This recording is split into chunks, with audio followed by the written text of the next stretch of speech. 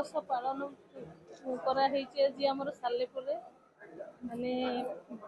पखाल हूँ ओडियार एक अविच्छेद्य अंग से पखाल कंसा भितर ओडियार केते जे भावावेग थाए से केवल ओडिया लोक ही कहीपर। प्रभु जगन्नाथ भी से पखाल बाद पड़ी ना महालक्ष्मी पखाल देकरी खुशी कर पखाल प्रत्येक ओडिया ता मन भितर गोटे अलग प्रकार आशा और आकांक्षा थाए। आज सालेपुर आमर पखाल दिवस पालन कर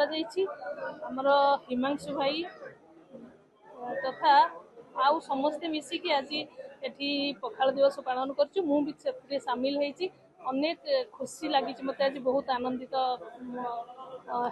पखाल दिवस रे। धन्यवाद। आज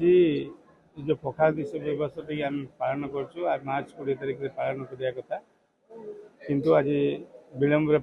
पालन कर कहीं जगन्नाथ घी पखाल खाए भल पाए कि ओडियार जिते अच्छी आमर खाद्य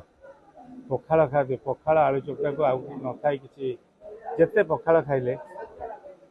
देह स्वास्थ्य भल रहा सहित आमर चिंताधारा ओडिया मानकर चिंताधारा भावपूर्ण भाषा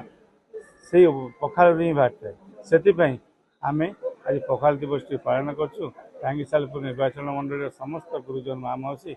आज पखाल जो ग्रीष्म ऋतु आसी तार प्रथम स्पर्श आम पखाल खाई समस्त आनंदित हो आशा कर।